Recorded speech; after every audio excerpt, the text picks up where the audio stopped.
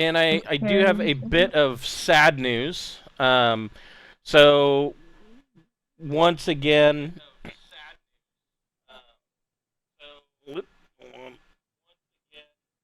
the gods of real life adulting have brought the hammer down, and Carrie and Victor's work schedules have changed, and so they are not going to be able to continue to play with us on Wednesday nights.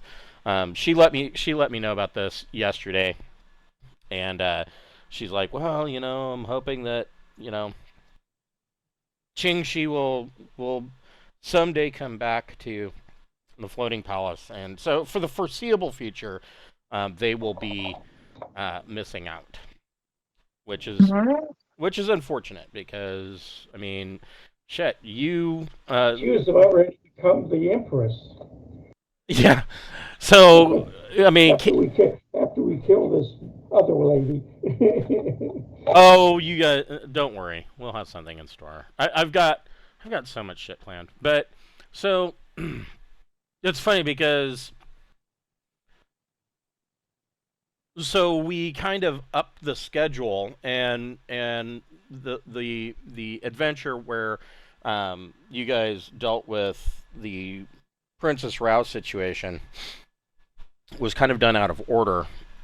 But first of all, you don't have to run those adventures in order, and second, so over the past 3.5 years, you guys have done so much extra stuff that um, there were all these dangling plots, and that particular leg of the adventure kind of helped tie up a bunch of that, or put it into motion to tie up a bunch of it.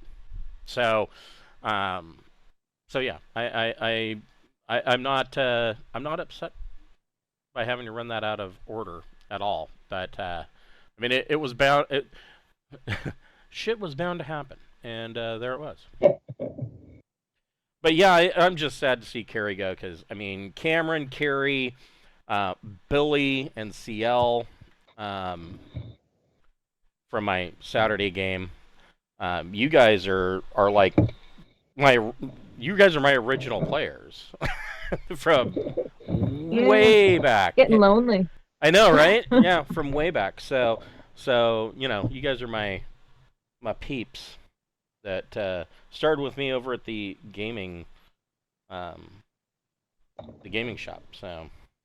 But so today, Lost Mines of Drotham Stone has finally finally got to me in physical form, and it was more perfect than I expected. I mean, there was absolutely nothing wrong with that book.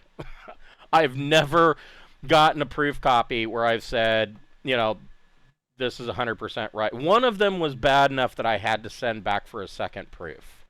That was irritating. But almost all of them, there has been something about it that was either, just something niggling at the edge of my irritation level. But nothing that I've ever said, pull it and we'll do this again. And of course, I have to judge that on a case by case basis because I run on a shoestring budget, and every time you have to redo that shit and order another proof, it costs money, and it's not just the money for the proof, but sometimes, depending on how long that's going to take, that could mean another month of subscription for like Adobe Creative Services. So, I have to look at each and every individual case and be like, can I live with this? And if it's not something too bad, then I'll be like, yes, I can live with that. But sometimes that's really hard for me because we are all our own worst critic. And on the flip side of that, um, I tend to be very OCD about shit like that. I mean, well, I have this Imagine. minor amount of OCD. Anyways, my when I worked as the DJ at the club, um, my buddy who was the cook there, he plays in my Sunday games. he they used to fuck with me. So I'd be sitting at the bar and I'd have to get up and go to the bathroom. And so I would have my pack of cigarettes and my Zippo lighter. And they were always perfectly aligned and they are always, facing in one direction. And so I would get up to go to the restroom and he would reach over and turn the lighter. Like, instead of being a 90-degree angle, he turned to 45. Or they'd turn the pack of cigarettes and leave the lighter going straight. And the reason, and I would come back and they'd all start laughing because unconsciously I would reach over and fix it. I wouldn't even really notice that it had done. It was just unconsciously I would reach over and automatically fix it, and they found that hilarious. But the same way, especially with, well, the more that I write, the more I know, the more I notice it with other people's stuff too, especially in social media posts.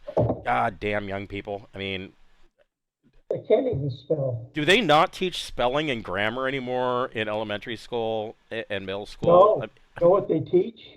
Spell it like it sounds. Ugh.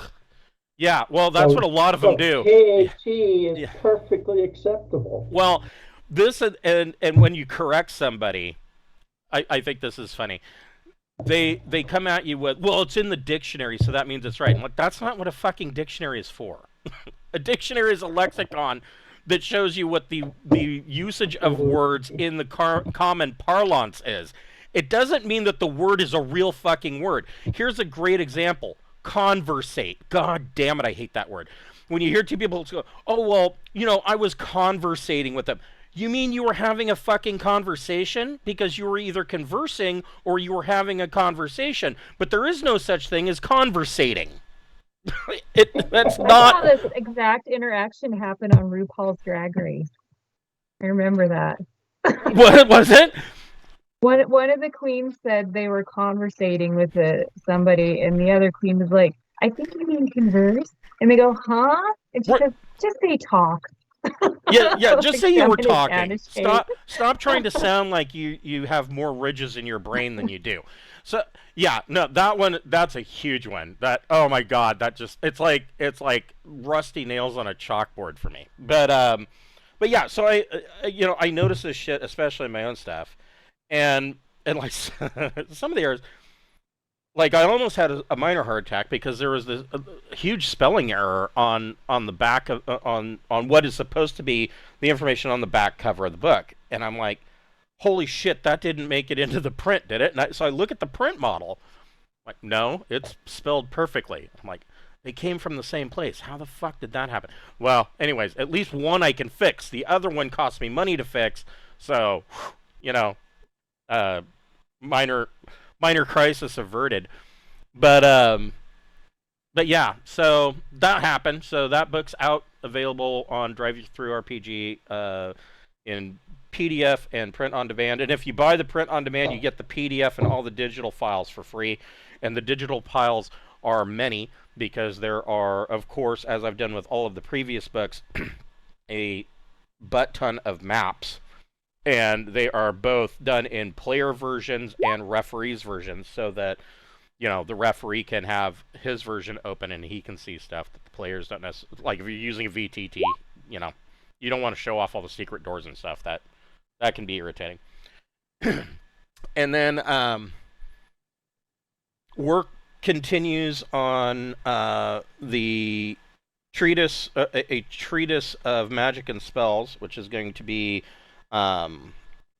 both old and new spells. So spells that were from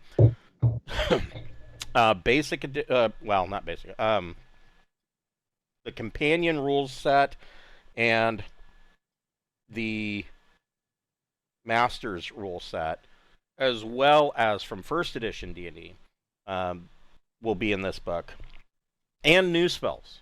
So there's all new spells. Excuse me. And so there are going to be some all new spells, such as Mavis's Marvelous Visage and Alor's Witch Lightning and a couple of others.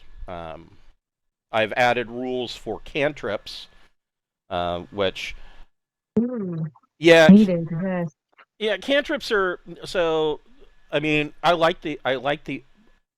the more that I read about the old rules on cantrips, the more I like them versus what, for instance, fifth edition does. Fifth edition. At first, when I when I first started into fifth edition, and they said, "Oh well, cantrips are at will, and so players can just cast them whenever they want." I like that idea until I saw what they were putting in as cantrips, and I'm like, really? Because Firebolt for a cantrip seems like an awfully beefy spell, and if you're going to go Yeah. with Firebolt as a cantrip, why is Magic Missile still a first level spell? You know what I mean? It's like, Yeah, they were kind of, some of them were too powerful, and some of them were just like, I picked weird ones on the last fifth edition game yeah. for fun, but they were ones nobody used. So, So yeah.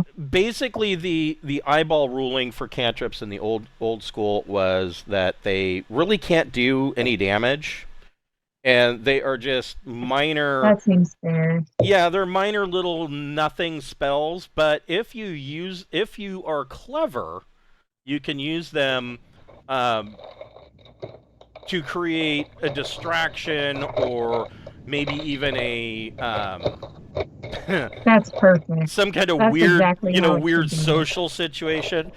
And the thing about cantrips is you can cast 2 of them per round, and you get 4 cantrips per first level spell slot.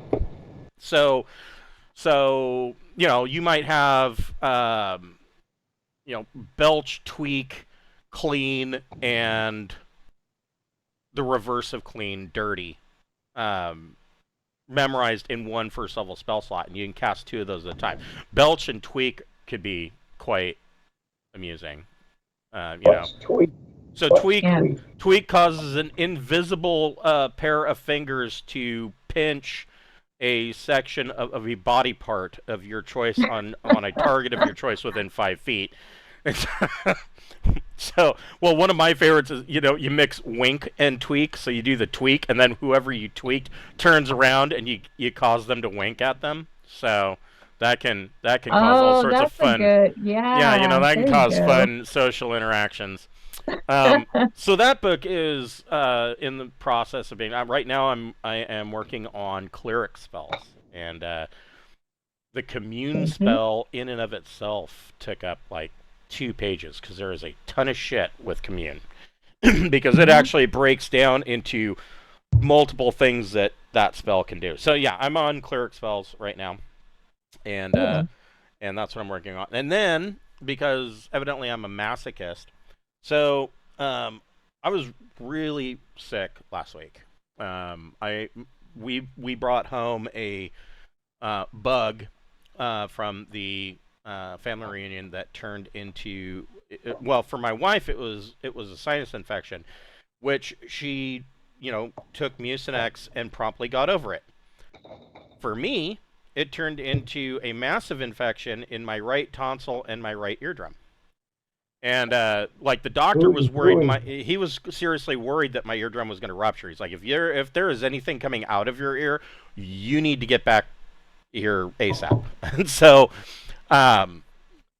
during that whole debacle, I started to feel better, like probably like Saturday morning, and he put me on massive antibiotics that, as I told everybody else, they promptly made me puke. But that's how you know they're working, because they're antibiotics, right? And so, and then I was feeling quite well, and so Sunday I had my monthly Sunday game, and I think I just really overdid it. But that may not necessarily be a bad thing, because so Monday I just kind of took off and laid around and was lazy. But I had an epiphany, and the epiphany was Sunday night and pretty much all day Monday. The epiphany was for a brand new role-playing game, and it's really the concepts of this have been something I've been working on for quite some time, like since my 7th grade year in middle school, and it just never really, I could never really get everything to fit, and like all of a sudden it just worked. And so I am doing that. It is not going to be, it is going to be a BX retro clone, kind of, for the most part, but it is, I mean, there'll be parts, I guess, of basic and expert D&D and what you would expect, but there's going to be a lot more in there too. And one of the cool things is that you'll roll up stats for your spaceship like it's a character, which I always thought kind of made sense, because if you really think about the Millennium Falcon in Star Wars is its own character, or the Enterprise in Star Trek is really its own character. And so you will be able to roll up stats for your ship. And so yeah, I'm in the process of working on that as well. And then, of course, the third book... Do they have psychic? Are they going to be psych? I don't... have a psychic ship? I don't know. Maybe. I don't know. I've mulled that around so far, so I don't know. But I'm not quite that far into it yet. But and then the other book that I'm working on is the next adventure in the series, which will be Tassadantlus's Tantalizing Tower, and that will be a level. I guess that'll be a level 6 through 9 adventure. So that'll be a little bit higher level, beefier stuff that will introduce all sorts of new mind-boggling shit. So, anyways, so Wes said he was going to be late, so we will just go ahead and get started with him. Thank you and for listening to us ramble, and welcome to the Pirates of Drinax. We will be picking up where we left off 2 weeks ago. Yes, and these guys are on Paal, following the well, I was going to say attempted coup, but actually I think Lady Hill did a pretty good job. It wasn't attempted; it was a successful coup for the most part. She just kind of slid right in there and backstabbed everybody. So right now, Lady Hill is the Empress of Sindal and the Queen of Drinax. And these guys have kind of split up. The Prince Herrick has traveled to Thieve in an attempt to hire on mercenaries in an to retake his throne, and he sent these guys with a rod of I was going to say rod of rulership, but that's not what it's called. It's a rod of office, the ancient artifact from Sindal that essentially all of the dukes and barons and counts and muckety mucks carried around, that really it acted as a key, and this one is believed to be a key to a vault, and they have reason to believe that it is a key that was originally owned by the Count of Ghormount, and they have reason to believe that this vault, because they have the key, the vault hasn't been opened, is what is believed. And so they have caught they made a number of strange contacts in Paal Downport, and one of them was what's this guy's name? Oh yes, they made contacts with the Grihai movement, and the Grihai movement follows somebody who is going by the name of Prince Richter Grihai, and Prince Richter Grihai claims that he can trace his lineage back to Sindal, and that he has a rightful claim to the throne as well. Nobody's really backed that up because nobody really knows who this guy is. But anyways, they've made friends with his movement, and he has a movement.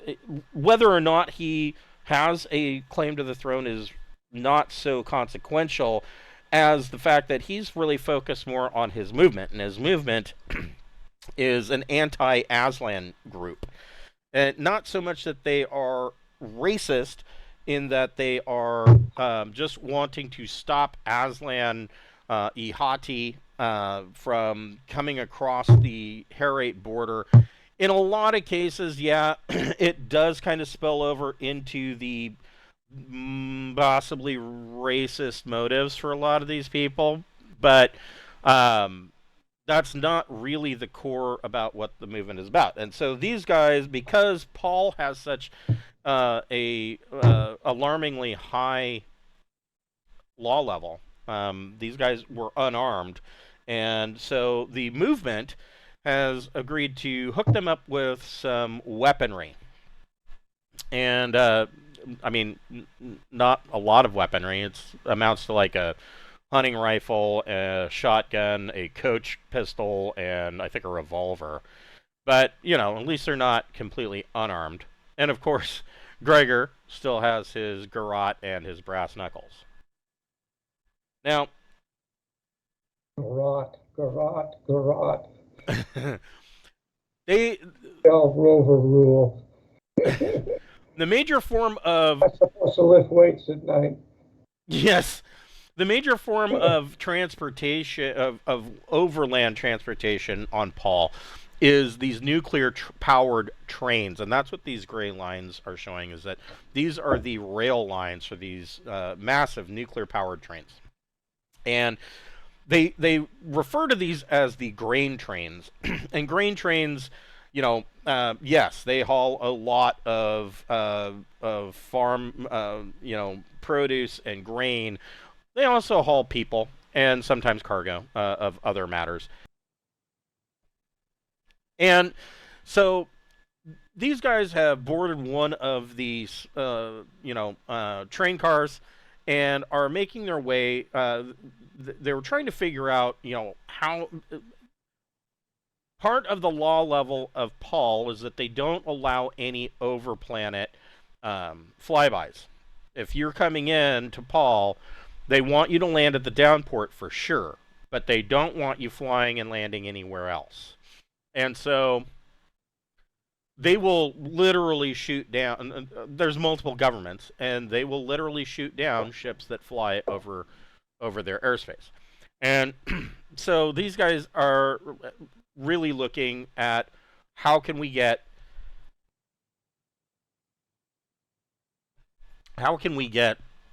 geological maps, things of that nature, to see where this fault may be. And they were told that the rail system, the rail company, all meets in Parflex Junction. And it is a large town, but it is really an industrial town. Everybody that lives there works for the railroad in one capacity or another, possibly even through third-party companies. And so they are heading to Parflex Junction so that they can peruse through the rail company's information to see about where exactly this vault may be. The town of Ghormount, 2,000 years ago, was, like most of Paal, was bombed into slag. Paal and... Oh, maybe it wasn't 2,000 years ago. It was more like 200 years ago. So Paal and another world, and I can't remember it off the top of my head, they kind of pissed off Drinax, and, as they do. And so Drinax sent a message, and their message, of course, like so many of the Sindalian messages, was one of nuclear atomic fire, and Ghormount was one of the ones that got hit. And of course, this isn't the first time Paal has been hit by nukes. I mean, everybody got nuked, or worse, biologicals, sometimes both, during the Sindalian revolt. But yeah, they hit Ghormount, and so much of the town is slag. But it has, at this point, the radiation levels, you've been told that the radiation levels on Paal in most places are okay. You don't need to wear a spacesuit or hazmat suit. You were told you know, don't eat or drink any of the. Don't drink the water. Don't eat any of the wildlife or the vegetation because it's all going to be contaminated still. So they import everything? I'm sorry, what was that? Do they import everything, all their food? Well, or do they have clean areas that's cleaned up? There are certain areas that are considered clean. The areas around Parflex Junction and Ghormount are not. Those are not considered clean. Those are and not that anybody's growing a second head or glowing in the dark or anything, but you probably don't want to eat it. So should we? Oh shit! I don't know. I mean, I have like med kit, but do I need to worry about rads or drugs? I mean, I would think that if you're carrying a med kit, I know that at some point you guys picked up anti-rads.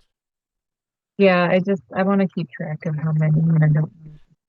Whatever. Well, I mean, I would say roll a d6 plus 3, and that's probably how many you've got because you have rated so much stuff.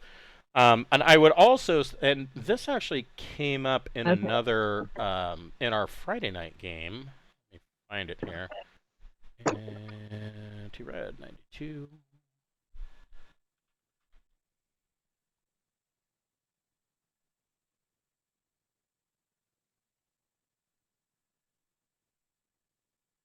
No, that's not what I'm looking for. It's like 143 or something like that.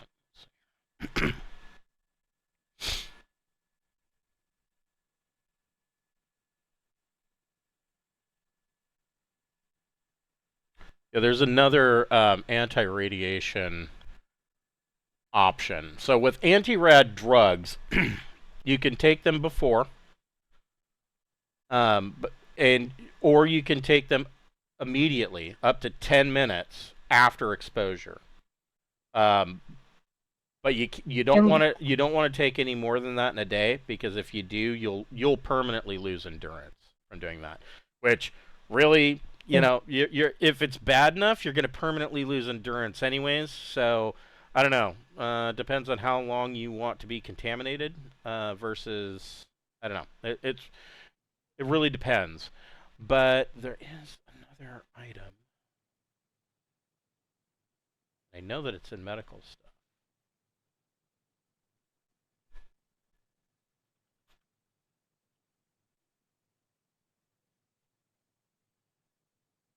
And it's not a drug. It is kind of a one-off.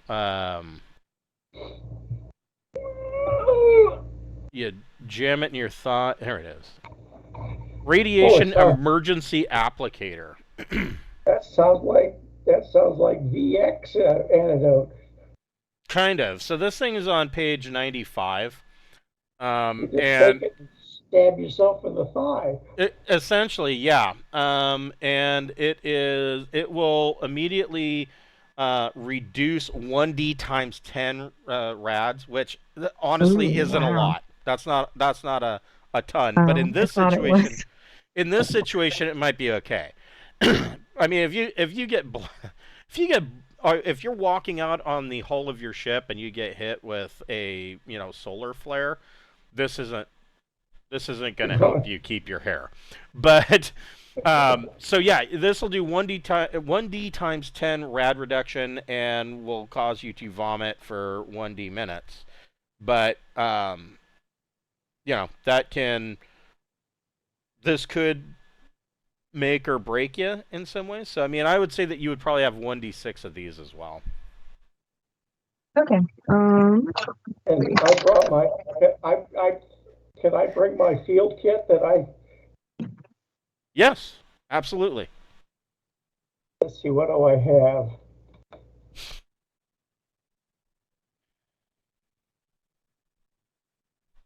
Field kit, first aid kit, binoculars.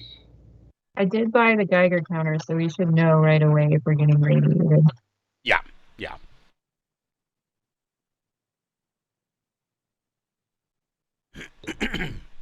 All right, this is going to be super dangerous. It could be, potentially. I mean, like I said, the radiation really, I mean, that's not something that should be super concerning to you guys.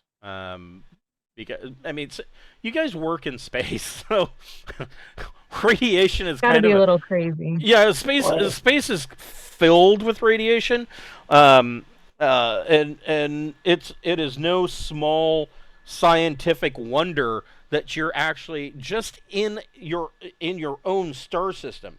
It is no small wonder that you are able to fly a ship from one world to the one band, like one AU over. Like that's a huge technological leap.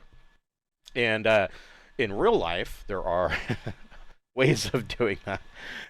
Here's something that a lot of people don't know. So in real life, one of the thoughts on this is that, well,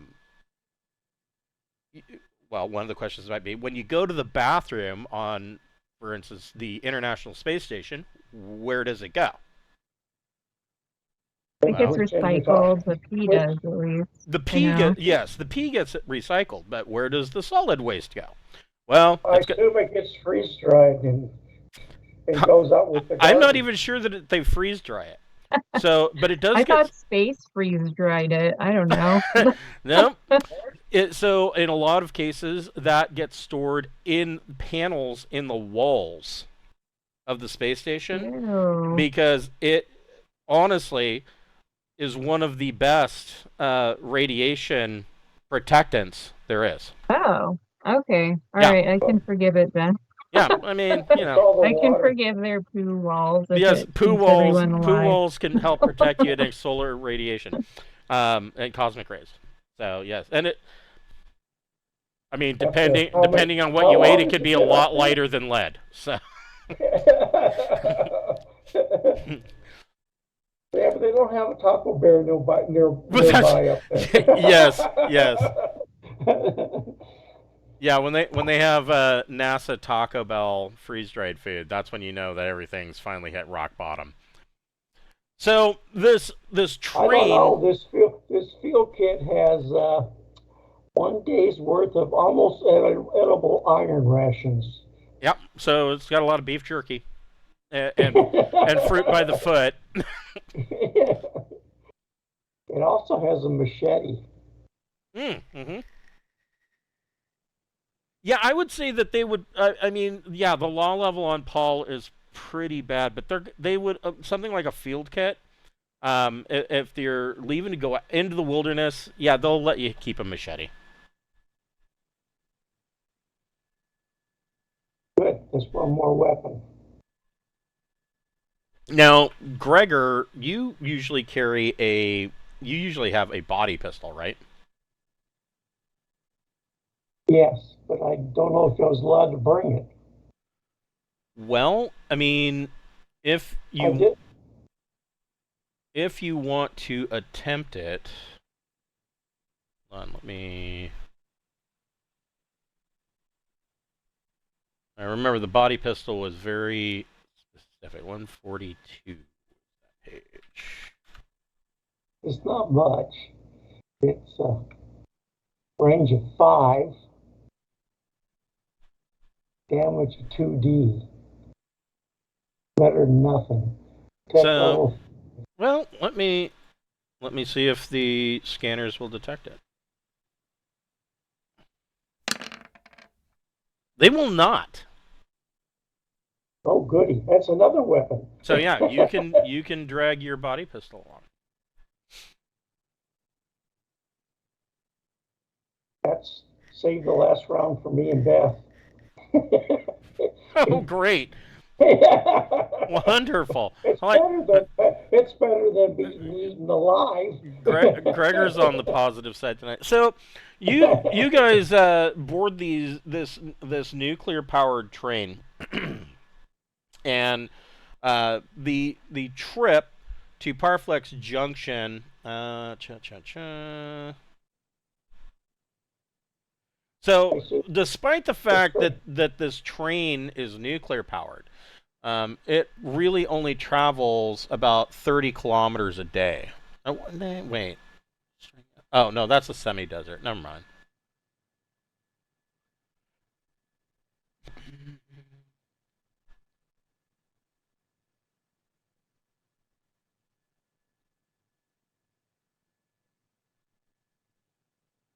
I thought it was like a 2-day trip. So yeah, it's going to take you about 2 days to get to Parflex Junction. And this train, the cars on this train, Bless you. they're better than, they're slightly more comfortable than the cars that you rode on, for instance, um, when you were staying with the what was he? He was a knight over there in the Tobias subsection. Sir Imperial. Yeah, so I mean, Sir Imperial, what's his name?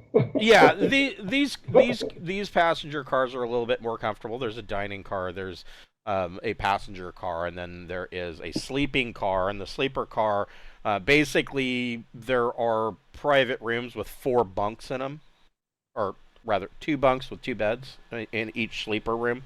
And so you guys are kind of stuffed into one of these and are spending your 2 days that way. But like I said, it's slightly more comfortable than the last train that you traveled on. And so about 2 days goes by. The train actually only stops once to take on supplies on its way to Parflex Junction. As you pull into Parflex Junction, you can tell right away that this is a railway town. So, and when I say I don't know if very many people have actually seen what a railway town is. Anybody who's been to Eugene, Oregon, or Eugene or Springfield, Oregon, knows what a railway town looks like. Oh yeah, I've been there. Yeah, so more than once. So yeah, so have I. I say that begrudgingly. My ex-wife came from a place close to there, and that's where you had to go to do anything. Yeah. Yes, and anything that you had to do was probably a very limited capacity. I don't know. Eugene's not as bad anymore, but so railway towns. We just drove by the college and looked at the hippies. So this town has a approximate population of about 2,000 people, and as you are pulling into the town, of course, the train starts to slow down, and you're noticing that there's really very little incidental industry. Everything has something to do with the rail. You do see that further out there are a few farms, but for the most part, the people are all a part of the railway company. The train comes to a stop in the Parflex Junction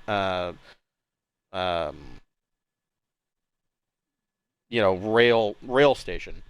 And around the rail station there is a bit of incidental industry, in that there are small restaurants, like a tavern.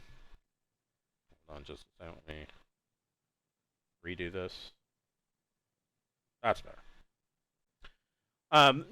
There's a burger joint and a tavern, and there is a small hotel. But when you here's an example of railway job. So there is in Hermiston, Oregon, which was started basically as a railway town. There is a hotel that was recently just went up, and when I say recent, like within the last 10 years, and it is a Holiday Inn.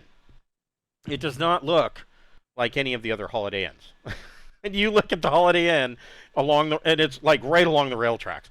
When you look at the Holiday Inn in Hermiston, Oregon, it is very plain and bland, and its entire reason for existence is for railway workers that are on a layover in Hermiston to get off and get a night's rest, and basically put it on the Union Pacific tab, and then they get back on the train the next day or the next couple of days and they take off.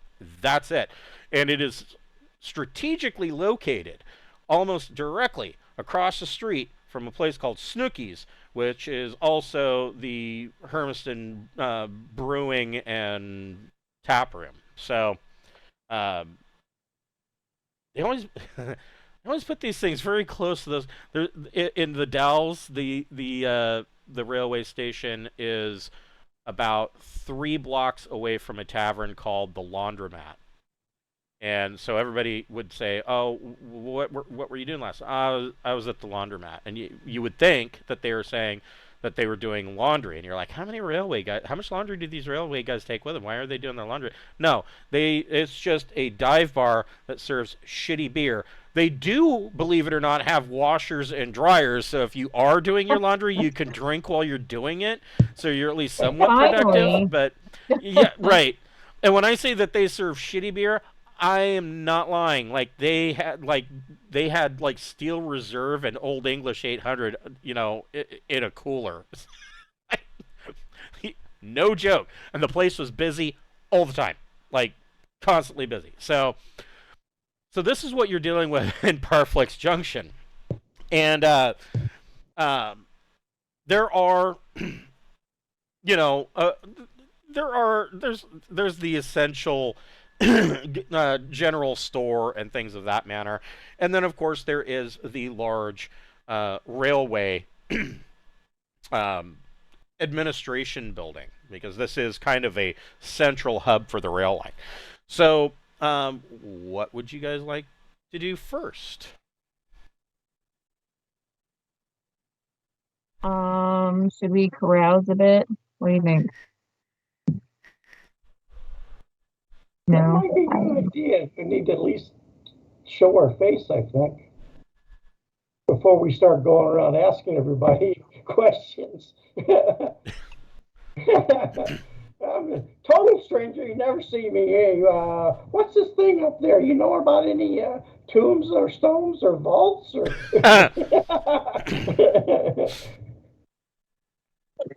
So go ahead and make a carouse plus your choice, either charm or social check.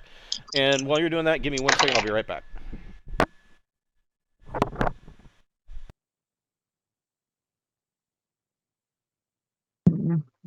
Not very good. My charm is -2. My social is -1. Yeah. I guess Keith could carouse. Does he have carouse? Yeah. He does have carouse. Okay, cool. Maybe Keith can make some friends. Okay, Keith does better. All right.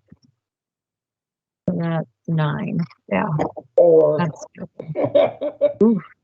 Goodness.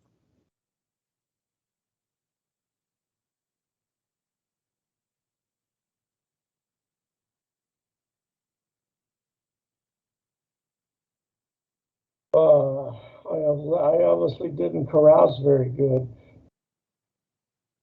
Me neither, but whenever I roll garbage, Keith seems to roll pretty good. So what's out? So it looks like Gregor got a 4. Beth got a 6, but he's got a 9. So he did okay. Okay. So, and then my question is, how many credits are you throwing around? Are you buying people drinks? What do you... Yes, let's do that. We're rich comparatively. So seeing as this place is it expensive here or cheap here? I mean, if I think it's cheap. Threw around $500, would that be a lot of booze, or would it be nothing? Well, I would say that a pint is probably going to run you around 5 credits per pint. If you were to drop, I would say that you could get up to a maximum of a +3 to whatever it is that you rolled, +1 per 100 credits. So if you were to drop 300 credits buying people drinks as you were getting to know everybody and being friendly, that could be a +3 to your rolls. Okay. Yeah, that's nothing. Let's do it. Let's do it. Even though that only gives me a 7. If I'm stuck up to a 9 too, so That's good. So, Gregor, you're Gregor's getting a bit of a buzz going on. Not like sloppy drunk, but Gregor's everybody's friend. Keith and Beth, they are kind of wandering around this tavern slash burger barbecue joint, and the first thing that the bartender, Keith gets into a conversation with the bartender and about three locals that work for the rail company. And the bartender, the first thing that he is quick to figure out is that y'all ain't from around here. And he tells you. No, I'm not from around here. No, sorry. He tells you guys, despite what you heard, he says, don't worry. None of the food or beef that is served here is grown here. We bring it in from further up the rail line, and it's all safe. It's not irradiated. Okay, that's a relief. And Captain Beth quickly hides her detector and turns it off. So part of this conversation, the locals that Keith has ingratiated himself with, in addition to the bartender, there are three others that actually work in the administrative offices for the railway company. And he learns that indeed they do have they have geological maps of the area. And one of them tells Keith that she thinks that the vault that he is talking about probably sounds like the old town, that it would be residing in the old town of Ghormount. And she goes into a bit of history that Ghormount was actually an imperial, Sindalian imperial noble estate, and that it basically, 200-300 years ago, that this entire region would have been ruled by the Count of Ghormount, and that basically he answered to whoever was the above him, so it would be whatever Sindalian duke would be a part of this. Now, Keith, of course, knows that that said duke, first of all, that the Sindalian Empire didn't exist anymore 200 to 300 years ago, and second of all, that Sindalian duke would have been whoever was presently king of Drinax. And so this does indeed sound like the place. And she promises Keith that tomorrow morning, if he comes over to the railway office, she can pull up geological maps and give you guys a better direction on where to go. Beth, you are talking around, shooting some pool with the locals, and they bring up that they give you some advice. Kind of overhearing your conversation with Keith, and they overhear what he's talking about, and one of the locals says, well, you're just a word of advice. You're going to want to beware of the small bands of Ihati that are all around in the northern lands. And they tell you that that Aslan Ihati forces have not... They are careful to not use the term that they've invaded.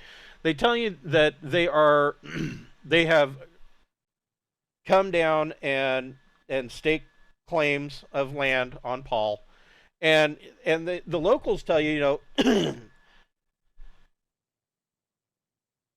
locals tell you that most of the time, once their territory is established, they actually make for pretty good neighbors. We don't we don't have any We problems think with they them. have a low crime rate. We don't- Right. Yeah. Well, that's part of it. Yeah. And but the reality is, and you guys know this, is that this planet has a total population of about 6 million people. There is plenty of room if jihadi bands want to show up and stake out a farmstead. You know, it's not like, for the most part, the locals may not even know that they're there. But they do warn you. You know, he says if you've ever dealt with Aslan before, you probably know that they are very territorial and they can get all kinds of sketchy if you accidentally cross that invisible line and you're now on what they consider to be their property, and so you're gonna wanna be careful. And he says that there are a number of small bands all around the northern region, which of course Ghormount would be a part of this northern region. Aside from that, that's pretty much what you guys are told. But you in that I had my battle dress. Yeah, well, I mean, Are you all right tonight? oh, I'm still coughing and like I don't know. I'm whatever this is. It's like I still have a sore throat and I still have a raspy cough, and so. Aw, But yeah. so the rest of it, I pretty much feel okay. Yeah, I don't know. It just some of it's just hanging on. I'm hoping that by the time I'm done with all these antibiotics, it will be out of my life. You know, I know somebody that they kept getting rounds of antibiotics for an ear infection and it didn't go away, and it turned out to be like a fungal thing, which is weird because they don't live in Florida, which is like Yeah. where that's supposed to happen. But I don't know. I'm just, I guess, throwing it out there in case it turns into like a whole thing. But Right. Crossing my fingers that it doesn't. Yeah, It yeah. probably I don't want won't. that. I'd rather have the infection. Thanks. Yeah. So so Gregor kind of during this, I wish I had my battle dress, and one of the rail engineers kind of laughs. And he's laughing like he thinks that that maybe Gregor is a vet and used to work in battle dress all the time. He doesn't think that Gregor regularly uses battle dress like on the daily, but he says, "Oh, you probably don't need that. Most of those jihadi out there, they don't have much more than what your regular farmer has. I mean, they've got they've got some impressive rifles and stuff, but they're not running around in power armor and carrying weapons of mass destruction or anything like that. You know." And if we get good maps, we could maybe just go around whatever's theirs. Well, we can possibly. I think we're probably going to be doing mea culpas when we get off the train and find out we're in somebody else's territory. Well, yeah, maybe. So mea culpa, because they may be only normal cats with rifles, but their claws alone could eat us. Right. That's yes. True. I mean, I'm here in blue jeans and a red panel shirt against a guy with a dew claw without any form of armor is still going to cut you open. So these guys are, 300 credits. That buys you guys a lot of food. There's a lot of jalapeno poppers and burgers and crinkle fries going around, and quite a bit of whiskey, or quite a bit of beers and shots going around. So that's really your choices. They don't really do the mixed drinks too much. It's a shot and a beer, and that's it. And so the next morning, I am never doing shots and a beer again in my life. that's the last time I did it, I was 18. Yeah, my dad always had stories about, those are called Boilermakers, and they're terrible for like that. That's right. I was in a restaurant in downtown Angeles, Philippines. Yeah, no, I used to do And them all the time. it was the only place in town that was owned by German. And it was a German restaurant in the Philippines. That's got to be Yeah, odd.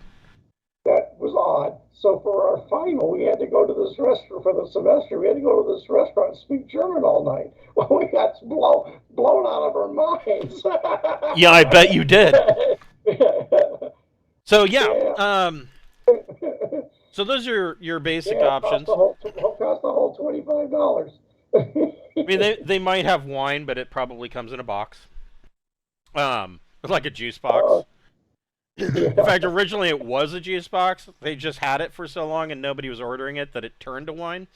You know, so, but They're really into San Miguel right. and schnapps Oh God. So together. the next morning, you guys wake up. Gregor, go ahead and you can roll a roll 2d plus your endurance.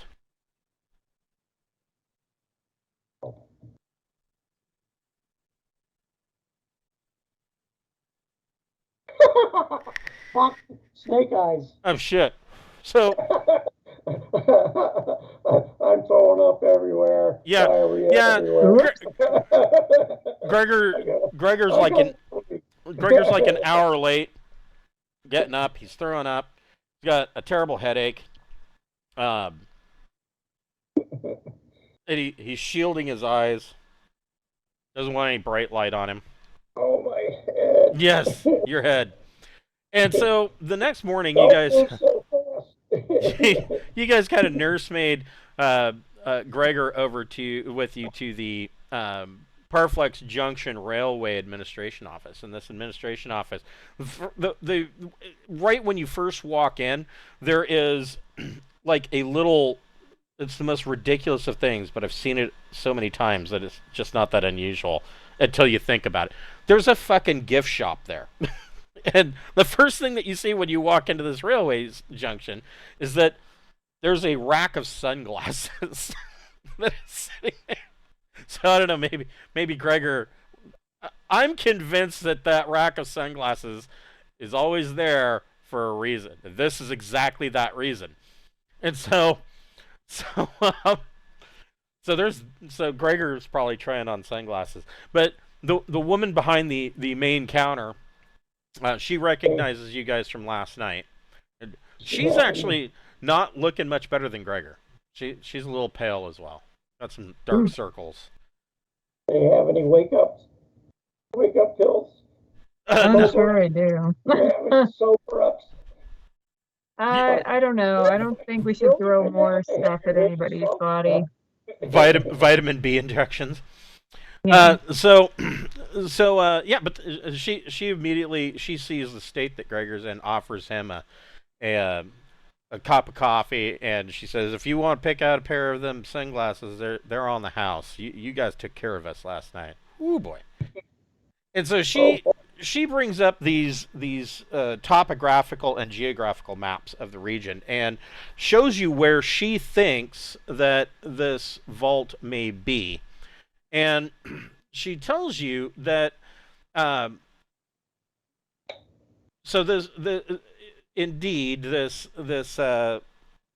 this vault would be almost directly in what would be considered the heart of Ghormount. And she says, now back in the old days, and by old days she means like 300 years ago, and which really, considering some of the stuff that you guys have dealt with, that's Sindalian, that's nothing. And so she tells you that that the Count's residence was originally in a small, they called it a small mountainside. It's not really a mountainside. It was basically a big hill of dirt and rock. And they had built this residence into that hill and rock. And she says that she thinks that that's probably at the base of that is where this vault's going to be. Now, the entire region around that used to be the town of Ghormount. And she says that it got hit real bad, like real bad. But she does know that there are some small farmsteads and whatnot of people that are living out in that area. She says they mostly they mostly raise horks, and horks are a, a form of livestock, kind of a.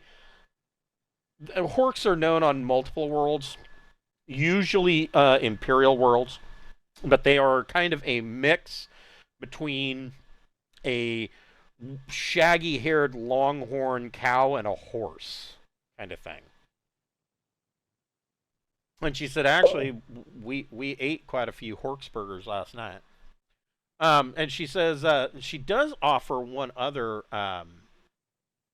piece of warning. She says that birds in the region have recently been. She said that some of the rail workers have reported that there are flocks of birds in the region that are acting very strange. And she says usually we've got birds that there's a number of different birds, but are they glowing? They're not. They are not glowing, but they have become unusually aggressive. I'll fight a bird. I'll win. Okay. We got a shotgun. Actually, with a coach pistol, we got 2 shotguns. I would hope all I need is like a boot to fight a bird. Unless they're like really huge. I don't know how big they are. Yeah, she says that they're not large birds. They're like maybe the size of like a large blue jay or starling. But she says that they've just gotten within the past couple of days. We had our first report about 3 or 4 days ago, and 3 or 4 of these things swooped down and attacked some of our rail workers. And we had a couple of different reports of this happening. And when the rail workers kind of waved their hands around and to fight them off, the birds seemed to be flying erratically. And one of the rail workers actually connected and slapped the bird away. He didn't hit it hard, but it immediately hit the ground and then flopped around, acting like it was grievously injured and dying. But all of them are acting really weird. So she says, be aware that this is going on. Right. So she shows you on the maps and gives you digital copies to your mobile comms, and she tells you that if you would like, you can. There are buggies available for rent, and she tells you that just down the street there is a. At the general store, they have a number of these dune buggies that you can rent. And let's see. Did we get our maps and stuff too? Yeah, so they give you the maps, and they just give you digital forms that you could just keep on your mobile comm or a personal computer or mobile computer, whatever you want. So yeah, you know which direction you're going and how to get there. She tells you that the general store will rent out dune buggies. It will be a 100 credit deposit, and then it's 50 credits per day. All right, we can definitely afford that. How much does it cost to buy one?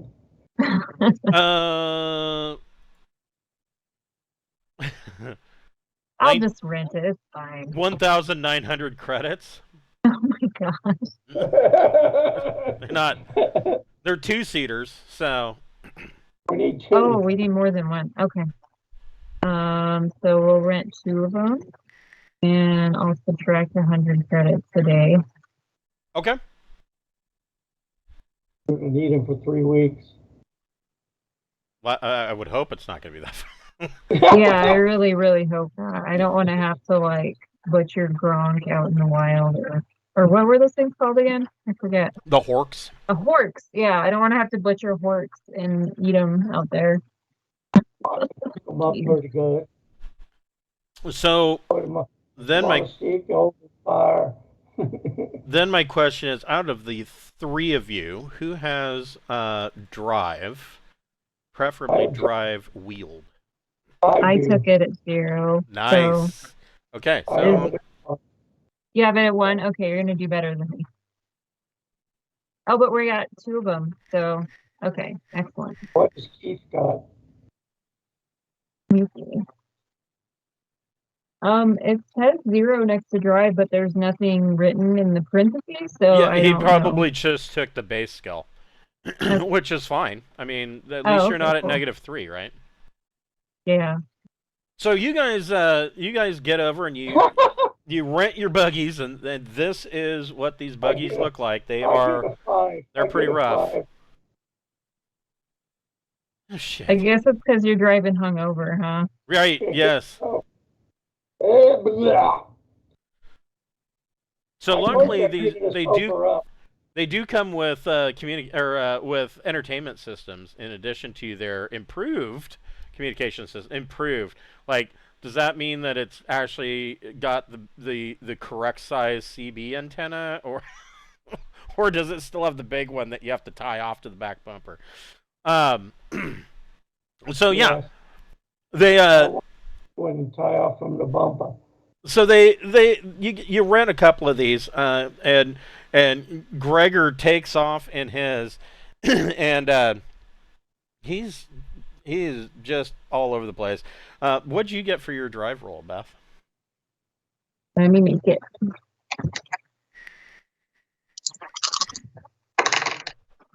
Sweet. 10. Nice. So Yeah. Beth takes off, and We'll have to tie mine up to hers. maybe, yeah. You haven't rolled. Man, that was close, but you haven't rolled bad enough that you got it stuck or anything like that. But so yeah, these I don't think it. Yeah, they don't have. They don't have like a winch or anything on them. It's pretty Mad Max. But yeah, so you guys split and take off, and you are following this old. So what this map actually is showing you. Let me go back to that map. So, of course, you got Parflex Junction here. This is the main north rail line, and what she showed you on the map is that right here, there's this junction that splits off, and there was a rail spur that went to the town of Ghormount. And for a while, like in the last maybe 50 or so years, they were using this rail spur as a temporary location for storing either damaged rail cars or cars that they just needed to kind of move out of the way for a little while. Then they just kind of stopped doing that, and since then, as of recently, it's just kind of it's fallen into disuse and disrepair, and the rail line doesn't really mess with it anymore. And so she says that if you just follow this old rail spur, that it's going to take you right to where you basically want to go. And so Beth is kind of following Gregor, and it looks to you, it looks like Gregor seems to be hitting every single railroad tie and divot in the road possible. And there's a couple of times where Gregor still's leaning over out the side of the buggy and throwing up, but he just keeps driving. Because yes, Gregor I'm is. glad that the I think I need to shake a little of the dog here. Gregor is as off road as the dune buggy is. He just keeps going. And as you guys are driving along this railroad or this rail spur, you do come upon a. Well, everybody make a recon plus intellect check. Do I have intellect? Why, yes, I do. And I have recon. 10 for Beth, and then let me see. I get a 9. Nice. Yay! I'm not And then a quite 7. So Keith doesn't really notice anything, but I'm sure Beth can point it out. Gregor, as he kind of leans over and kind of pukes a little bit, he looks up and he sees it. And what you see is kind of not a long ways from the railroad tracks, but or this old spur that you're following, but you see that there is the remains of what was once a large farmstead, and there's a small lake next to this farmstead, and it looks like at one time it was big enough to support maybe half dozen families. So there, not only is there a ranch house, but there's several outbuildings. So this was a, I mean, they're calling it a large farmstead. I'm thinking more like this looks more like a ranch. Yeah. Um, I wear my blue jeans and red flannel shirt because I'm a cowboy. right. But you can even see from here. You can see that there are big holes in the roof, and one outbuilding is like almost completely burned down or partially burned down. Um, and you can see that it looks, well, you don't see anything moving around at this ranch.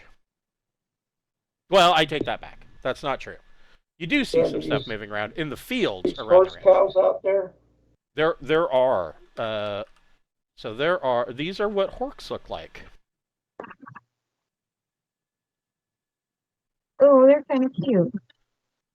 Yeah. So they're kind of a lean, shaggy horse-like longhorn cow thing, and so you see a number of these that are wandering around the field, and like they don't really, they get out of your way, but they don't appear to be in a hurry. They're not aggressive in any way. They just are like, yeah, whatever, we don't care. And so the rail spur continues going along, or you can investigate this farmstead. At a minimum, we can at least use it as a fallback position. We had to find a place to sleep for a couple of nights. But I don't know if do we want to explore it now or later? I don't know. I guess I'm a little worried if there's anybody hostile here. They might not like us poking around. So do we have like an estimate of how long it's going to take us to journey there and back? Oh, I mean, off the rail spur. I mean, you should be able to get to this farmstead, probably within 10-15 minutes. It's not. Oh, okay. All right. Yeah, I guess we could do it on the way back, probably. I would think. Okay. I'm okay with that. All right. What does Keith say? So yeah. To tell you, horks. These are wild horks. That these are beasts of burden that are basically used, or they are animals that are basically used as beasts of burden and food animals on many worlds in the Trojan Reach. Although in a lot of the worlds that you've been to, the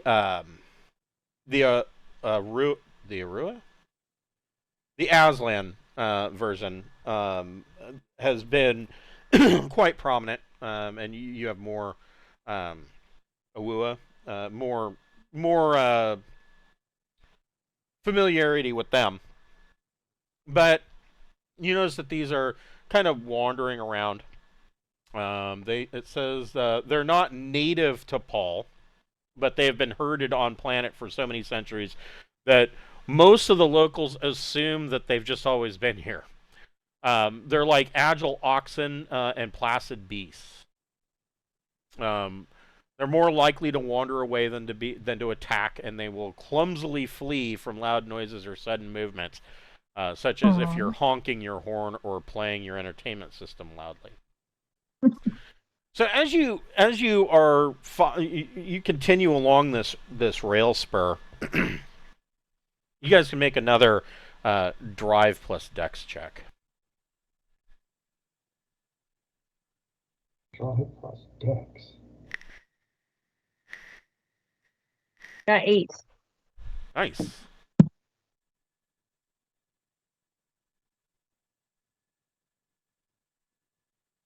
Oh. Drive plus Dex. I got 8. Nice. I must be sobering up. Yeah, so you know Gregor's starting to figure it out. not drive on every rough portion of the road that he finds. And you guys are trucking along, and you do well. Make another recon plus intellect check.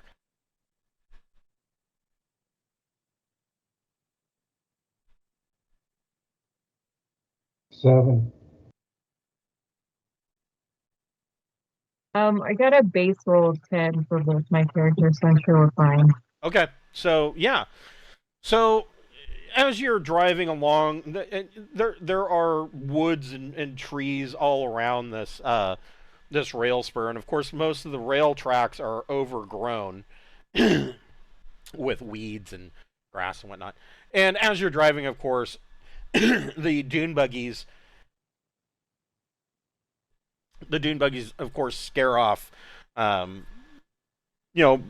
in the brush and birds and whatnot. And once again, you see that about 3 dozen large birds, and these are a little bit bigger than what was described to you. They're maybe about the size of large crows. And normally, Beth and Keith notice this. Normally, they would be fairly unremarkable, but some of these birds that you're witnessing are extremely unsteady in flight. Like they're wobbling, they're dipping a lot, and like trying to catch themselves. A couple of them just completely fail to take off at all and flop back on the ground and kind of flop around and flap their wings. Beth has animals 1. Can I try something? Is there any information I could get from that? Yeah. Oh, okay. So before we do that, and I don't know why I don't know why this popped into my head, but so one of the things that we're doing over on my Friday night game, and I think we're going to do it across the board because it just makes more sense. So you have some science skills, correct? Yeah, I do. I don't. Not in this character. Do you have biology? Yes. Do you have genetics? No. Do you have scientology? I do not. And do you have xenology? No. So what do you have in biology? I have biology and cybernetics. So what's your biology score? It's 1. So go ahead and change that, and you can just say that you have science, life sciences at 1. Oh, cool. So what life sciences encompasses is biology, genetics, scientology, and xenology. So if we need all of those sub skills are in life sciences. And then the other one you said you had was cybernetics? Yeah. And what do you have cybernetics at? I have it at 1. Okay, so that would just be robotic sciences, and you would have that at 1. And that includes both cybernetics and robotics all in 1. Oh, kind of cool. condensing those down. Now, so the way that I'm doing this is almost identical to Classic Traveler, because I mean, my God, there's 1, 2, 3, 4, 5, 6, 7, or 7, 8, 9, 10, 11, 12, 13, 14, 15, 16, 17, 18, 19. There are 19 different sciences. That's I'm like that. Yeah, that seems excessive, and I think that there's a lot of overlap in a lot of them. Like, for instance, biology and xenology. If you, yes, you may not have ever seen this alien creature before, but if you have a degree in biology, some of that knowledge should overlap, I would think. Yeah, that's true. So we're just going to put that into the life sciences category and call it good.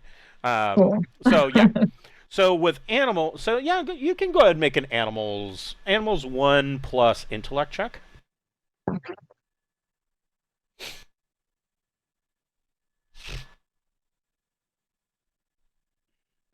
Got 9.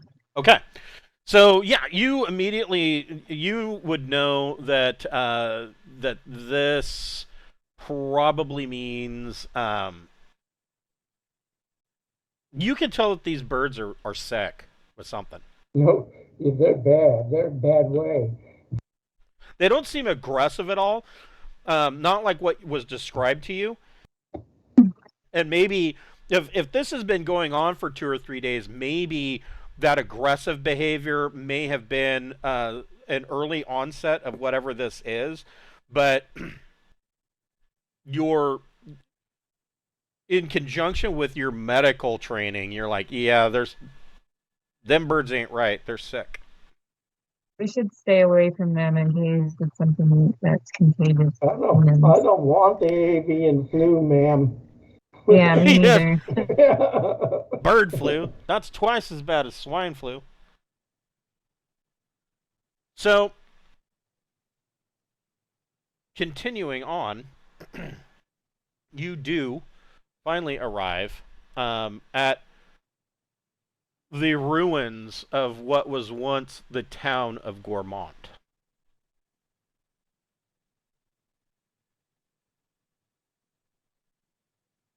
We get something to look at. And so you are kind of over in this general area at the edge of these ruins. And much of these ruins are literally partially slagged buildings that have now been overgrown with weeds and brambles and vegetation. They obviously have been ruins for a very, very long time.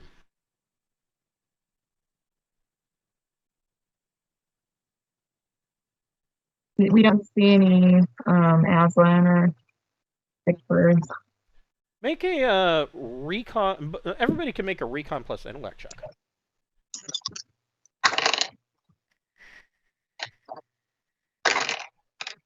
Come on, mouse. Come on, mouse. Mouse. Come on, mouse. I got 13 for Beth. 9! Wow. I got a 9! That's the best roll of the night. Keith did bad. I'm not even going to add stuff. I think probably like 6 or something. So, I'm sorry, what did Keith get? 6. Okay. So Beth and Gregor, you guys kind of pull up, and by the time you pull up into this area, it's starting to get to be, later in the afternoon. But because the ruins are so overgrown with weeds and shrubbery and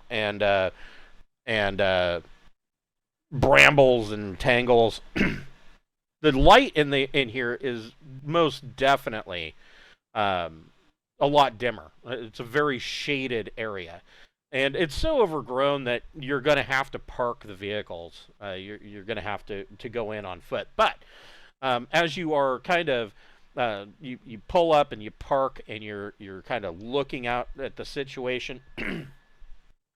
Beth and Gregor, you both swear that out of the corner of your eyes, off to the right, you see something apparently fairly large move, and it seems to be staying in the shadows.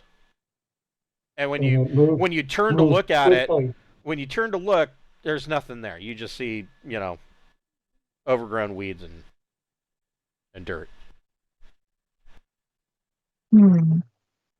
Yeah. Are we hallucinating? Hello? Anybody there? We're friends. That's one way to go about it.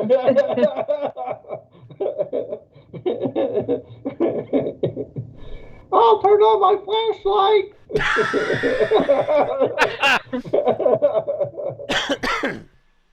So, you guys kind of keep it. So, out of your little personal stash of firearms, who's carrying what?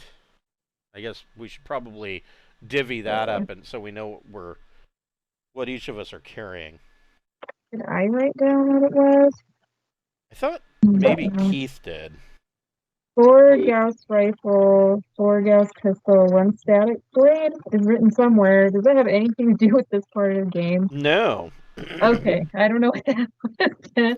Okay. Oh, Alright. 1 coach pistol, 1 shotgun, That's 1 it. hunting rifle with scope, 1 revolver. Okay. That's it. So, one of the things to keep in mind about the scope on that hunting rifle is that all that a scope does is that really any ranged weapon. I need to double check this, but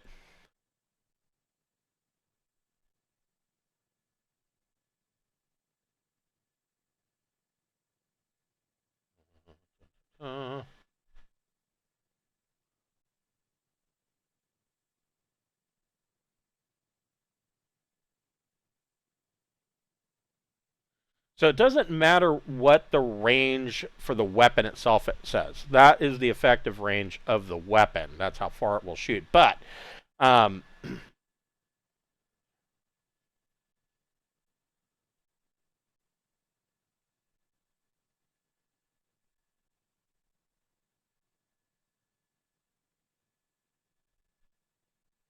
hold on. I thought it was like 100 meters. If it's past like 100 meters, then it always counts as long range, no matter what the range of the weapon is, because your human eye can only see so far. But the scope alleviates that. And I mean, of course, that nobody's going to care about that with a shotgun or a coach pistol. So, I guess I'll give the hunting rifle with scope to Keith, I guess, who's probably bringing up the rear. And then Gregor, that leaves revolver, shotgun, coach pistol. I have a body pistol, a blade, a garrote, and brass knuckles. So you don't need anything, or you can have something if you want it. I think this shotgun would give me something longer range. Go for it. All the other stuff is real close. So that leaves Beth with a coach pistol and a revolver. well, somebody can double up. So the thing to keep in mind about the coach pistol is that I think it only has 2 rounds before it needs to be reloaded. Coach pistol, yes, it only has 2 rounds, and then it's basically your standard sawed-off double-barreled shotgun kind of thing. Okay, well that's pretty handy to have in conjunction with the revolver.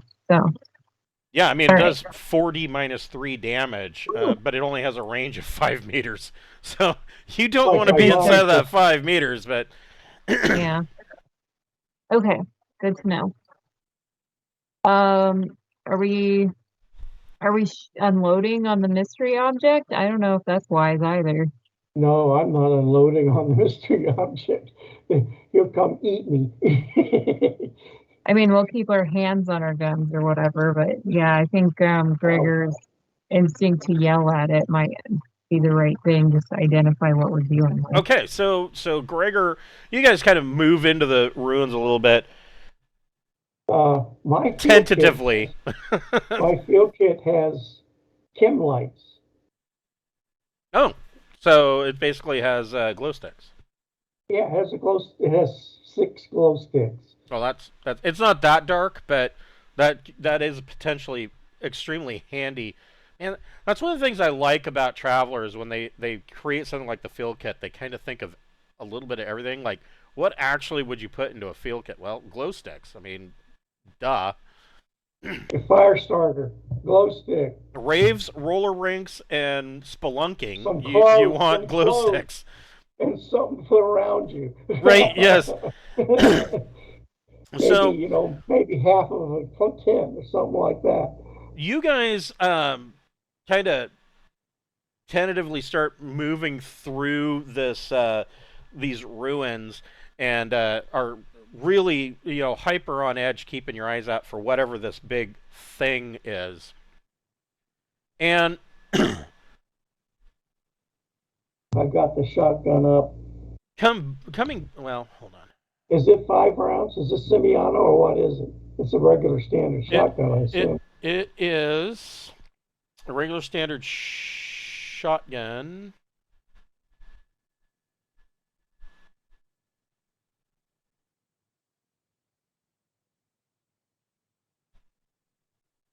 Oh, I know why. There we go. That's better.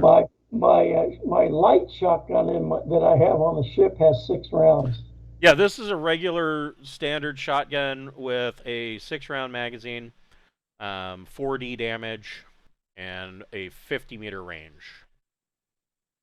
That's much better than the 5 meters on my body pistol.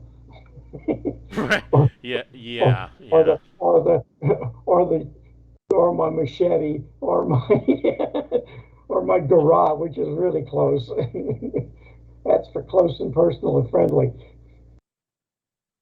Okay. Have I made it to number 4 yet? No. Damn. Well, kind of. Oh, we're up at the top. Well, I'm just putting your tokens up there. Oh, okay. Sorry.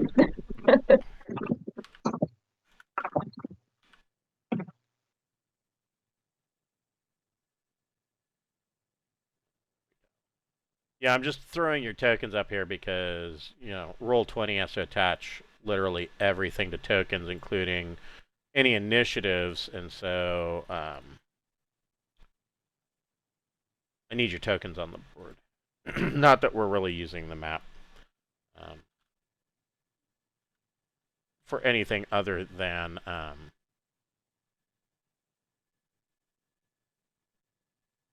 Get ready, Captain Beth. We're going to do a lot of mea culpa. there we go. Keith Clark. Oops. I'm sorry for being in your territory. Don't eat me. So Gregor is kind of yelling out and saying, who's there, and come out, and once again, out of the corner of your eye, you see movement, and then busting through the foliage, you see an Aslan. But pee my pants. Well, all three of you. That won't stop him. Yeah, he's not going to care about that. All three of you can make a recon plus social check. Oh, this is not good. Well, no, just go ahead and make a recon plus intellect check, because it's still something that you would know about. So.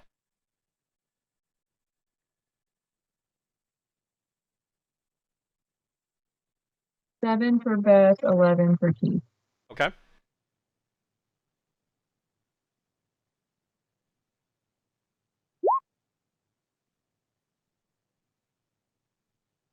I rolled a 6. 6. Okay. So. Is this normal or not? Well, a 6 would still make it.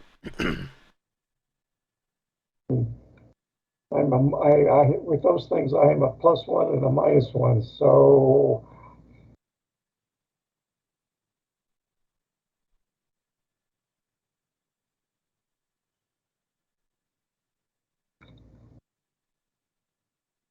Come on. Where is it? There it is.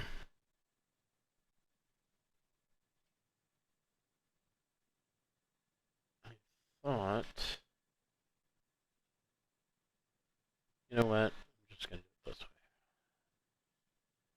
Sorry, I thought I had something better for this. I'm just going to use a Rexar token.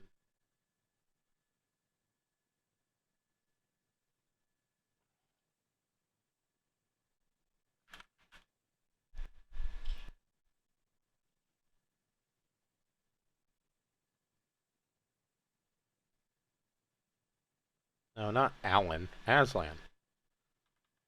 Oh, that Aslan's named Alan? What the hell? So, out of this foliage, bust this Aslan. I guess we can kind of throw you guys on the map a bit here.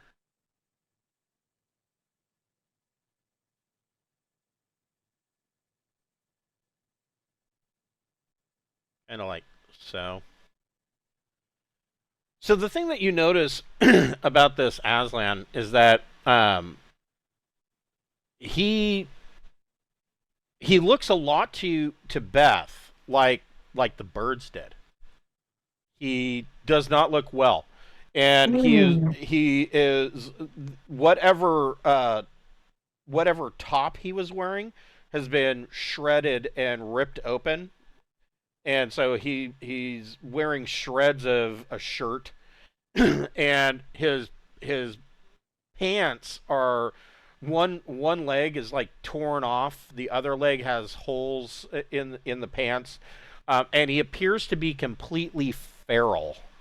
And he jumps out and starts basically hissing at Gregor like an angry wild cat.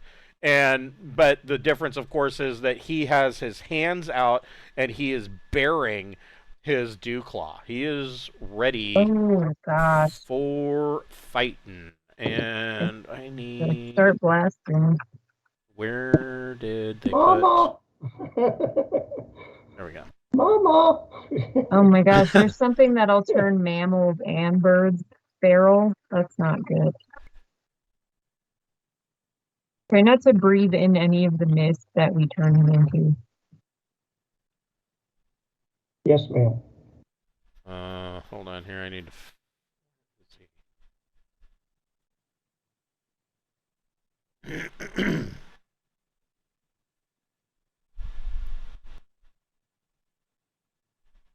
So we're doing initiative? Yeah, just give me a minute. Oh, Okay. there he is. Oh, good. Okay, I caught them all up on the bird Just in and the time. I'm gonna need another trigger finger. Sorry. Okay. Somebody's gonna Hello, Devin. Somebody's gonna have to put my intestines back in my stomach. This thing is gonna rip me open. So yeah, you guys, all three of you can roll initiative. All right.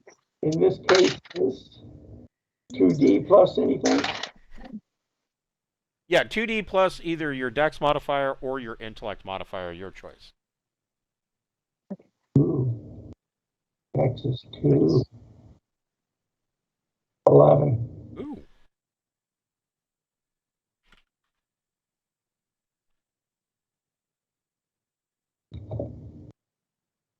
Okay, so this feral-looking Aslan male has come out, has hissed at Gregor, and the other thing that you guys notice with your recon is that he does not appear to be.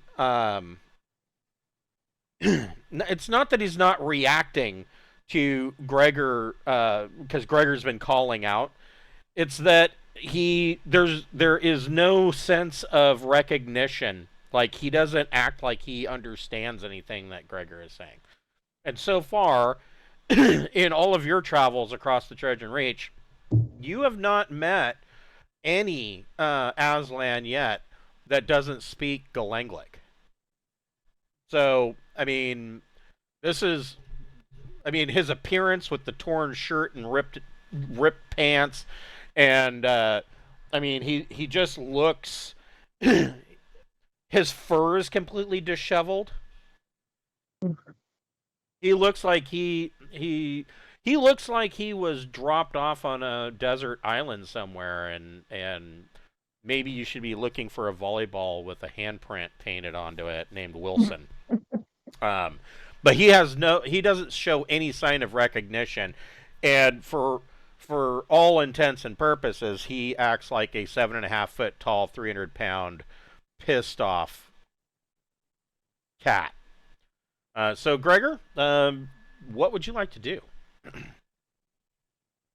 Gregor's gonna pick up that shotgun and blow him away. Okay. Unfortunately, I don't want to do it. But I have to at least try. I'm close. I am really close. Yeah, he is also completely unarmed other than his dew claws. It's like, I don't care. He's got dew claws. I'm wearing a blue jeans and red flannel shirt. Right? Yeah.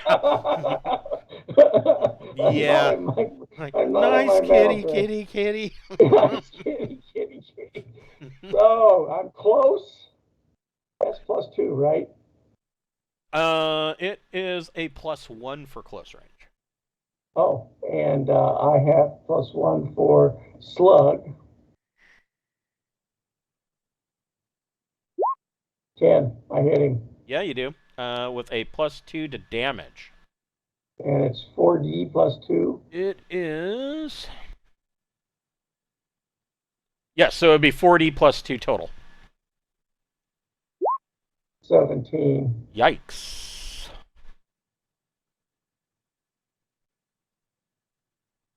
Captain, you're going to need to do some autopsies here because we need a medical specimen. I don't want that.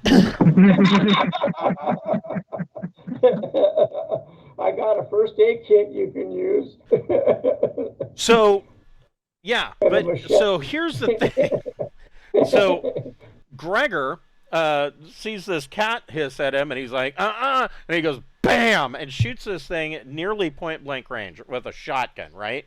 And this Aslan takes it and kind of is shoved back and turns, and it turns and looks back at Gregor and repops his claws and is ready to attack again.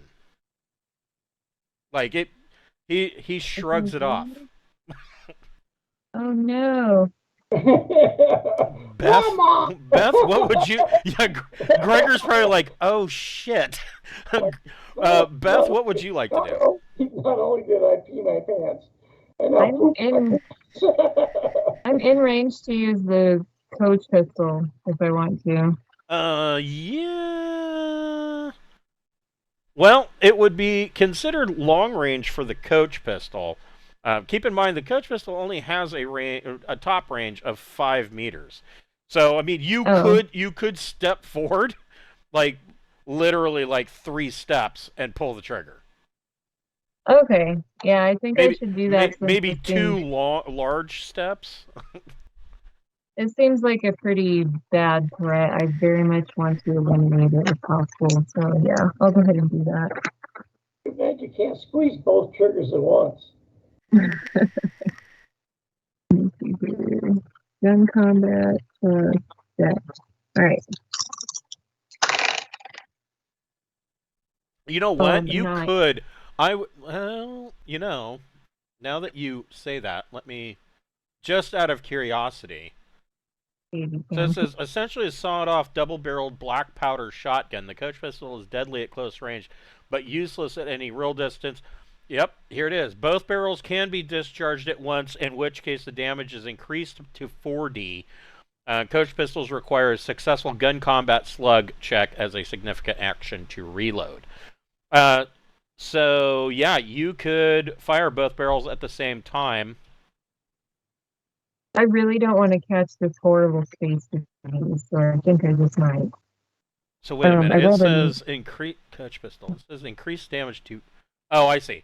So normally a coach pistol is 4D minus 3 for damage, but if you fire both barrels at once, it becomes 4D flat. So there's no negative. I rolled a 9 to hit. Okay, that'll work. So now it's 4D plus 1. Come on. Okay, that's good. 6,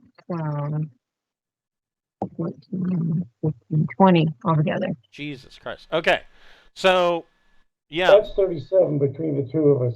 Hopefully that does something. That actually is successful. And so Beth catches him dead center and damn near blows him in half. And this Aslan goes down.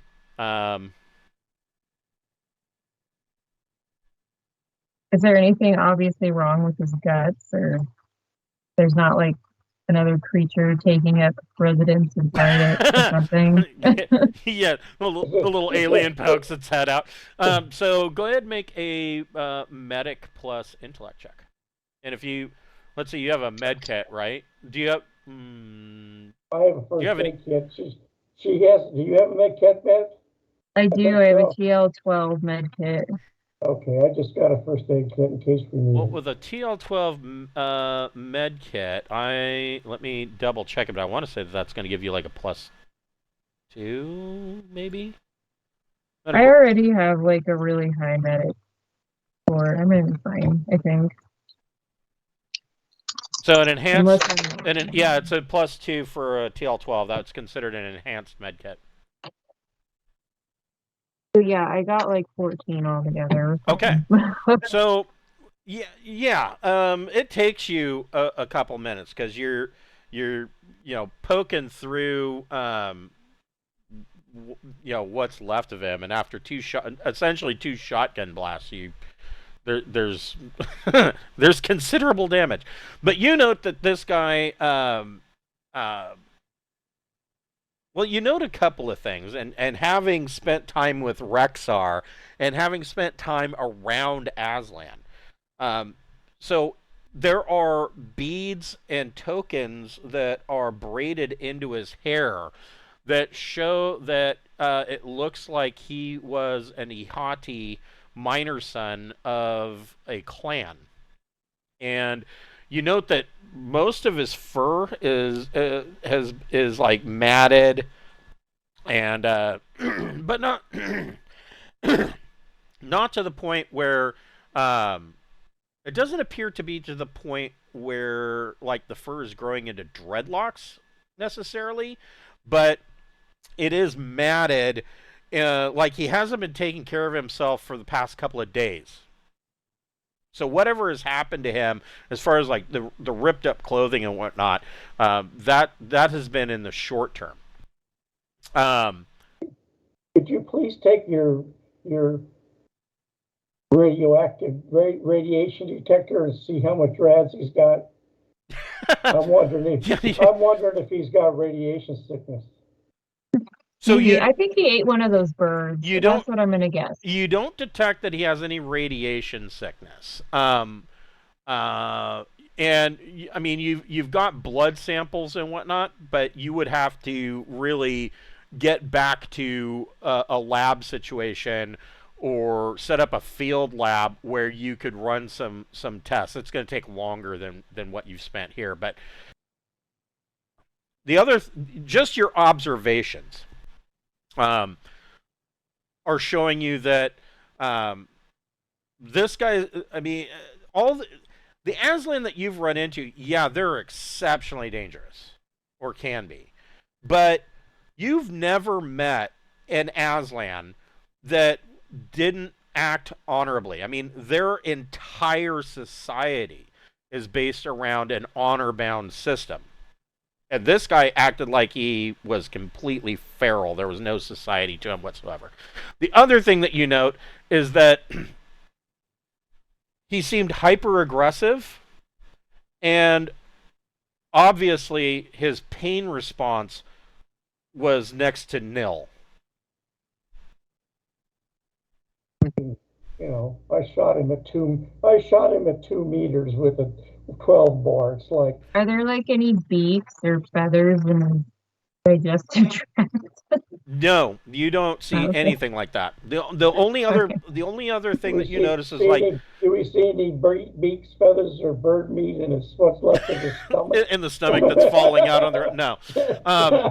But yeah, the only other thing of note that you see is that there are these beads that are woven into the braids of his hair, which you recognize, you've seen before, that this is stuff that is common among Aslan. It basically shows that they're a part of a clan.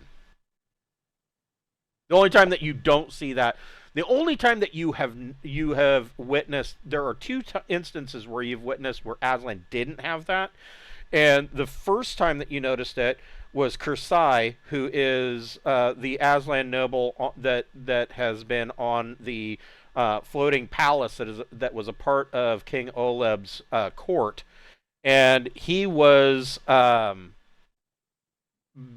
basically he's in exile. He was kicked out of his clan. And the only other time that you've noticed that was Hrol Irontooth, the Aslan pirate. Aslan do not, because of their honor system, pirates are like basically the bottom of everything. They are the worst of the worst, and they're worse than the exiles.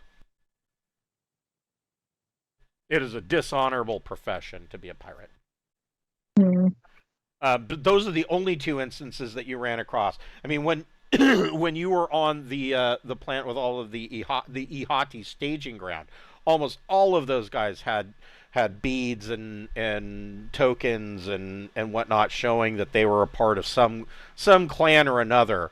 But this guy has that, but he had no social graces, no nothing. I hope it wasn't important. Well, I'm sure it's important to somebody. Well, you know what I mean. Like, Yeah. like politically, I guess.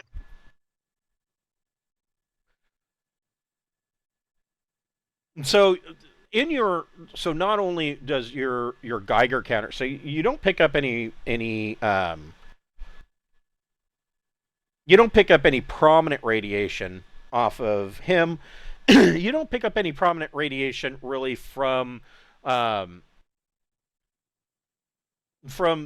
ruins themselves. I mean, there of course is a bit of a higher degree of background radiation, but not enough that you would have to worry about biological hazards that would be harmful.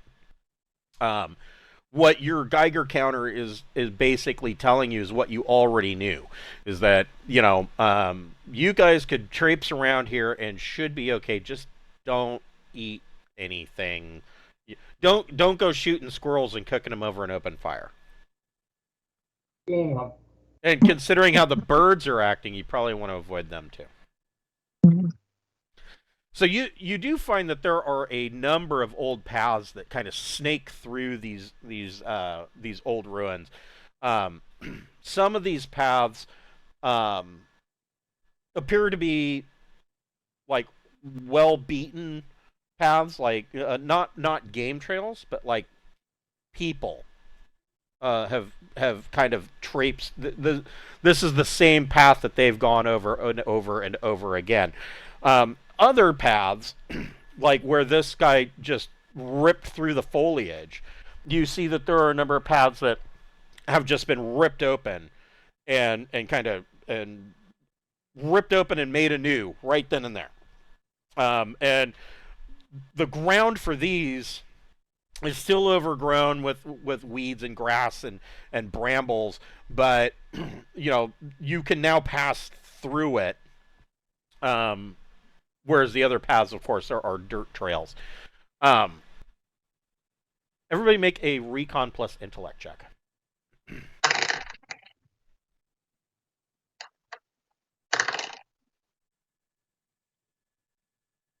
Well, 11. No. Wrong. 13. Okay. So all of you you all kind of ace that. So as you are making your way through these ruins, it becomes quite apparent to you that while the ruins, of course, ceased to be a functioning city hundreds of years ago, it doesn't mean necessarily that they have been completely abandoned. And you can see that there are obvious places where the dirt and vegetation has been dug away to the actual building level. And pieces of the buildings themselves have been scavenged. You see that rubble has been dug up in some places. You see that rocks or bricks and blocks have been stacked neatly, like they are going to be transported later somewhere else. And you can tell that because of how the vegetation and whatnot has been ripped away from these ruins, that all of this has taken place fairly recently. Approximately sometime maybe within the past 2 to 3 weeks. Okay. So he shows up, spruces the place up, goes insane, and runs into us, I think. So the three of you, in your exploration, you kind of get to about here, and you kind of get through the ruins, and they open up into a plain that is much more level than most of the ruins that you've been going through. And there's a small stream that runs through here. Very, very clear water. But on the other side of this, up here, you see that there is what can only be described as a large manufactured fort. And when I say manufactured, I mean fairly recently. It's built up on a large hill. The outer black line is essentially a 2-meter high rubble palisade type wall that has been built around, and there are openings in multiple places for access. But it looks like this palisade wall could be walked upon, like from the inside, like a guard post around the entire outer perimeter of this this makeshift fort. And well, if you're 7 feet tall, you can see over it. Right, exactly.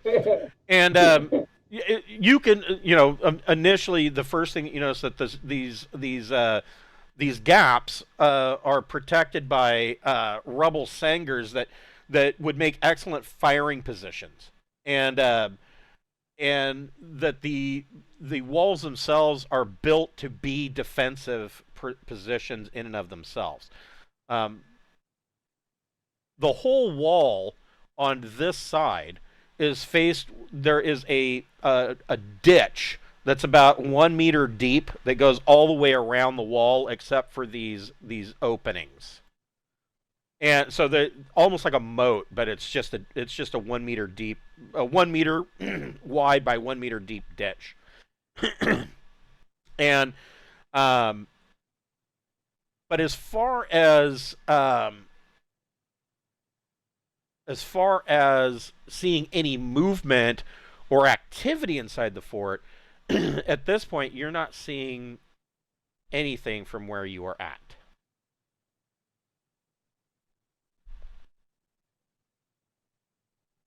I guess somebody stand on the other person's shoulders. Get a better view. What we need is a really long trench coat, a cat mask.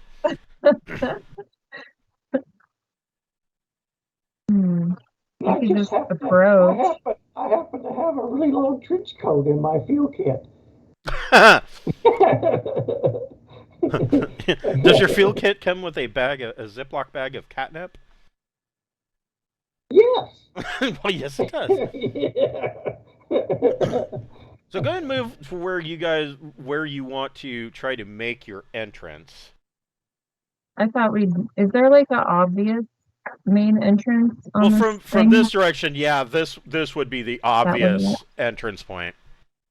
Okay, I'm not gonna rush in, but I'll stand at the entryway and see if anybody will notice me in there.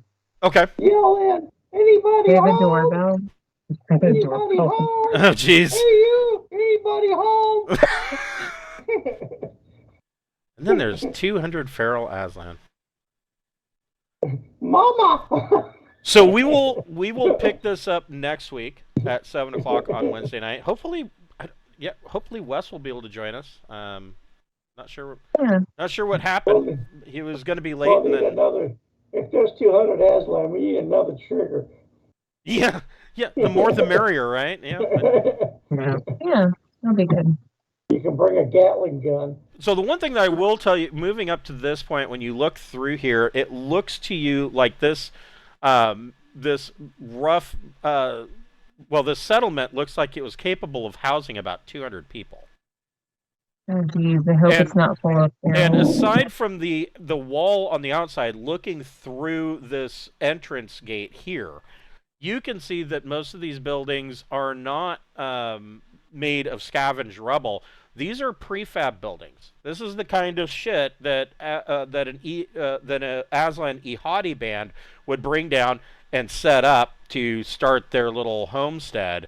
This particular band, of course, would have been about 200 people. So you're seeing that these are fairly new prefab buildings. Unlike the rest of the ruins, they're not completely overgrown. All right, cool. There's probably somebody reasonable to speak to. Hopefully. All right. How much you want to bet that the vault's underneath all this stuff? None of us. That somehow we got to dig all this shit up. All right. I will see you guys next week at 7 o'clock for the next episode of Pirates of Drinax. Thank you. Thanks so much. All right. Yes. Have a good night, guys.